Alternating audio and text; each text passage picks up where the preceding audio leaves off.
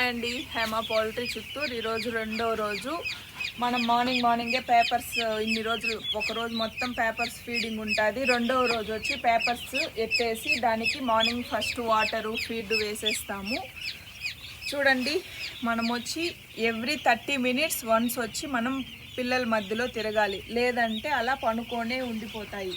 మనం వచ్చి లేపినప్పుడు మాత్రమే వాటరు ఫీడ్ అనేది తీసుకోవడం జరుగుతుంది. సో మనం ఖచ్చితంగా షెడ్లో వచ్చి 30 minutes వన్స్ పిల్లల్ని మార్నింగు అండ్ నైట్ మనం లేపుతూనే ఉండాలి. టెంపరేచర్ వచ్చి మనం అదే హీటింగ్లోనే పెట్టుకోవాలి.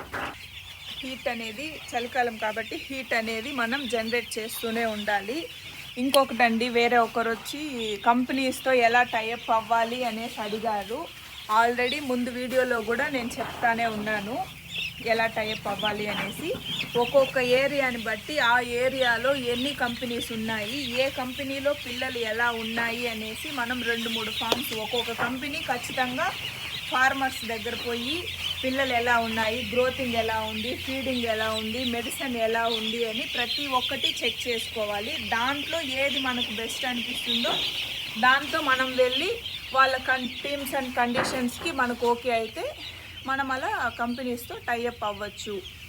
అది కాకుండా దీంట్లో కోడి పిల్లల్లో కూడా చాలా రకాలు ఉంటాయి. రాస్ బీడ్ ఉంటుంది, ఇంకోటి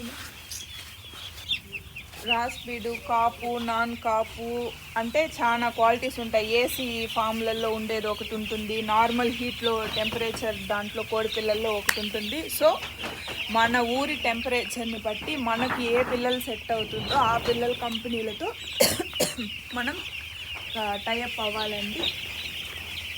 థ్యాంక్ యూ అండి. హేమ పౌల్ట్రీ చిత్తూరు.